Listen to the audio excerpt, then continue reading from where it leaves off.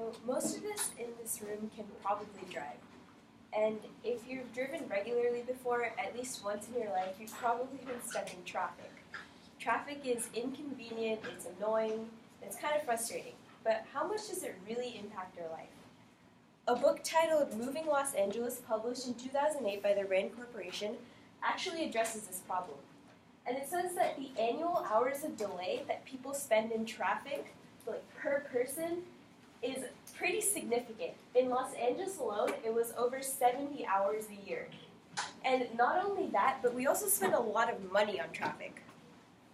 The amount of money we pay per year to be stuck in traffic is in the billions. In Los Angeles alone, it was over $9 billion. So this is a pretty significant problem. It impacts us greatly, but what can be done about it? Last year when I was in my economics class, actually, I learned about an interesting policy. It's called the London Congestion Charge Zone. And it works to reduce traffic by actually discouraging people from driving during rush hour by asking them to pay to drive during peak traffic hours. So you'd probably be thinking, why would I want to pay to drive? That doesn't sound like a policy that I would want to support. But we really need a policy like that to solve this traffic problem. The population of major U.S. cities is only getting higher, and a higher population means more cars on the road, which means more traffic.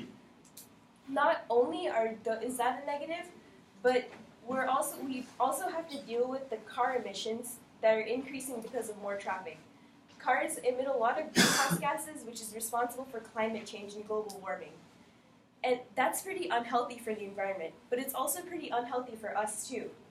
In 2008, an article titled Traffic Causes Death and Disease by Charles Siamas stated that the risk of heart disease, lung cancer, and stroke actually increases as traffic increases. So all of these cardiovascular diseases are caused by particulate matter that is emitted by car exhaust. And when we breathe that in, it's harmful to our cardiovascular system, causing all these problems. Not only that, but Environmental Health published an article titled Evaluation of the Public Health Impacts of Traffic Congestion by Jonathan Levy, which showed a link between premature mortality and traffic. He stated that in 2015, there were 1,700 premature deaths that were linked to traffic, and in 2030, that number is set to increase to 1,900. So that's a really significant impact on not only personally, but also on the environment. Something needs to be done about this. And in 2002, and before 2002, London had a lot of the same problems. Jonathan Leap, in his 2006 article, The London Congestion Charge, said that the average daily traffic rate was only 8.6 miles per hour, which is pretty slow. But London decided that something needed to be done about this problem, and in 2003, the mayor implemented a policy called the London Congestion Charge Zone. So what that is that traffic analysts basically figured out where the most congested areas of traffic were, which is that red zone on the map over there. And from the hours of 7 a.m. to 6 p.m., Monday through Friday, they would charge people to drive in that zone.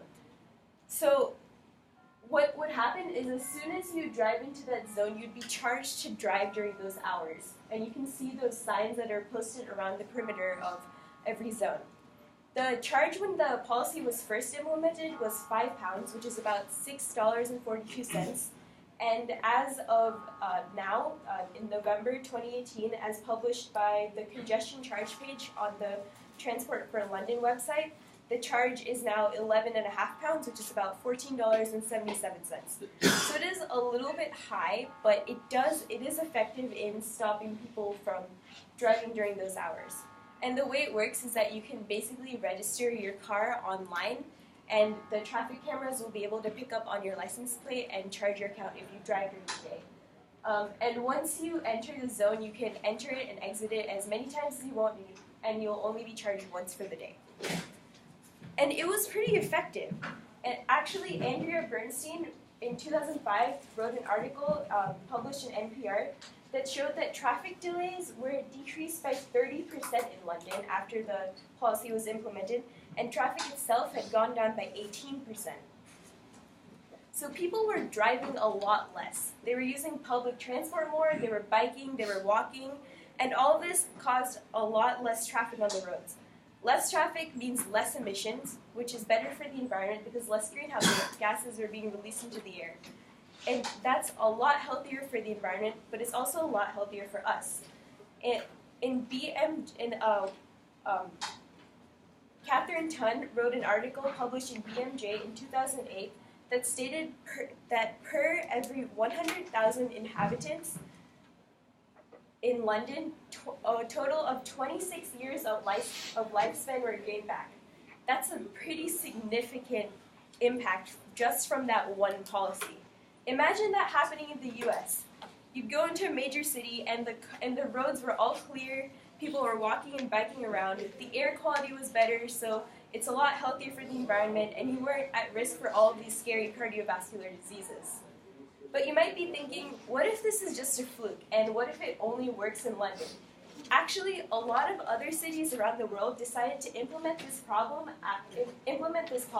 after seeing it work in London. For example, it was implemented in Stockholm, Sweden, in cities in Singapore, and in Milan. And they saw success as well. Amy Olsen wrote in an article titled Expanding the Scope of Sustainability Planning, published in 2017, that when Stockholm, Sweden implemented the policy in 2007, they saw a lot of success. And in fact, the government used the revenue from the charging zone to invest it into public transportation and improve the infrastructure for that, which in turn caused more people to be more inclined to use public transportation, which was kind of like a snowball effect and caused people to drive even less. So because of that, Stockholm is actually known as one of the most sustainable cities in the world. So we need something like this in our cities. You can go into any major city and really see the traffic problem right at face value.